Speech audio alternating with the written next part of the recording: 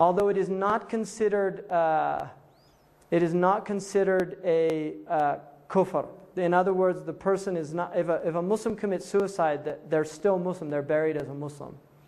But it's one of the worst things that you can do. Also, if the balance of the mind is genuinely disturbed, they're not held accountable. No, absolutely. If somebody is anybody who is out of their mind is not held to account by Sharia, right? Half the 20th century. By what standard, though? If they're out of their mind, do we need the full witnesses? No. In other words, if somebody was clinically depressed to the point where they were non-functional, the accountability, it's hard for the accountability to be, those things, it's just difficult. They're gray areas. But the idea is that if they really are not functioning, that accountability is based on sound intellect, that is part of accountability. And this, again, like in Islam, you have somebody who's all their life they've been punished. Since their time they were born, beaten as a child and all these things. They become sociopathic. Or from an Islamic point of view, when they reach adulthood, they're accountable.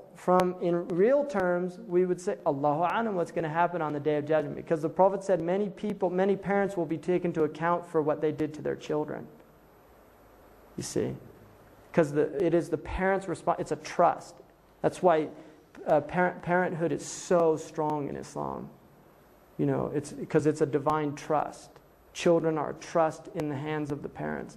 And if they betray the trust, then they can destroy the children. I'm going to open up to question, discussion. If a child dies before puberty, do they go right to heaven? According to the tradition, Abraham takes care of the children who die. The children whose parents are for paradise, Abraham takes care of those children in his hadana. It's called hadana.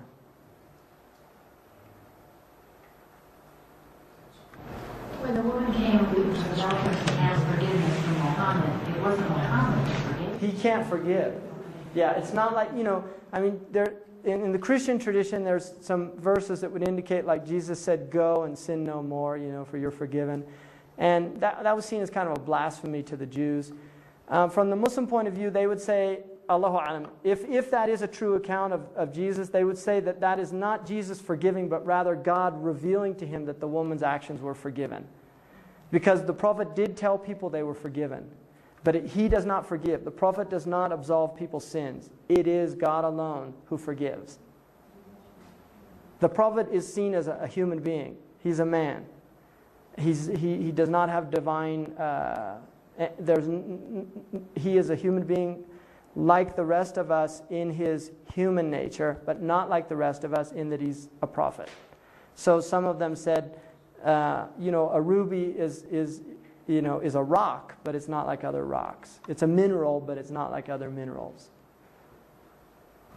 I'm having a tough time trying to reconcile the issue of slandering a prophet with equaling a death sentence in Islamic law with some of the things you just said, i.e. that prophets are merely men.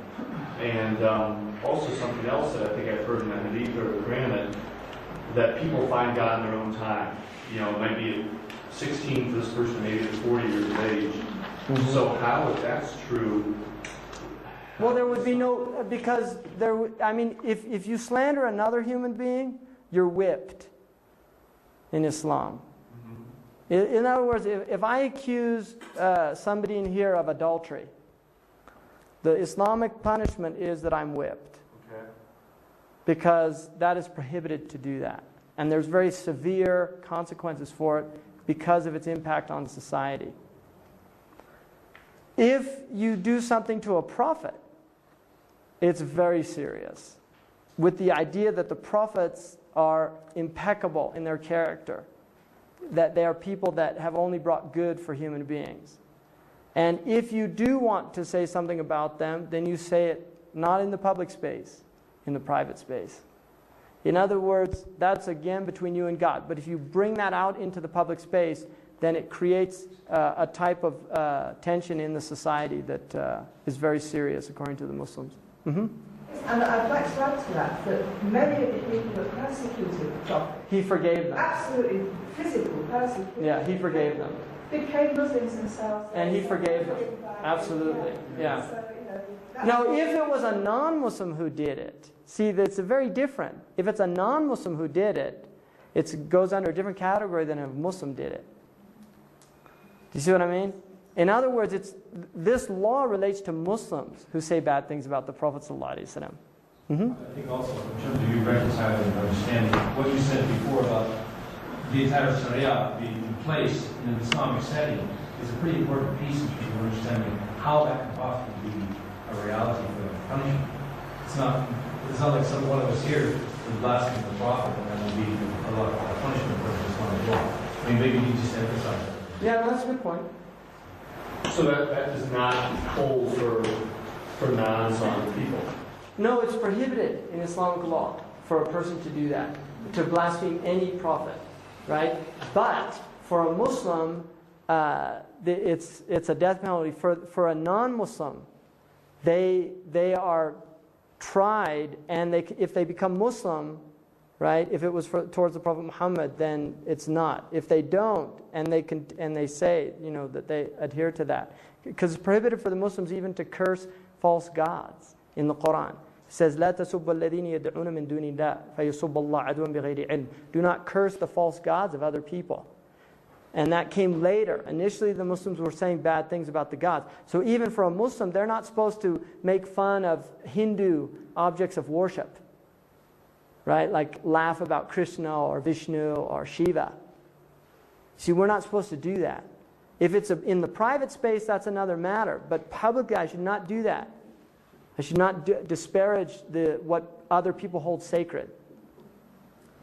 just to bring it back to where you started your talk, you see, these things happen in some Muslim societies, but that is not Islam. It may be Muslims who are completely getting wrong what Islam is supposed to be. Right. Uh-huh. I'm a little mixed up. If a Muslim, a girl in the West Bank last week that drew those pictures of Muhammad as a pig drilling around, I didn't know about that, but I think somebody mentioned it. She's Jewish, she's immigrating from Russia, she's in jail now in Israel for fomenting religious discord. Right. Is there a follow-up put out against her? I heard that in the news. Oh, I don't know what's going on there. I mean, the problem is, for me personally, there is now, in the Muslim world, there is not any government that is implementing Islamic law. Not one. None. Sudan. Zero. Sudan, I don't know. I mean, I'm not there, and I don't know. But I'd be amazed if they were. You know.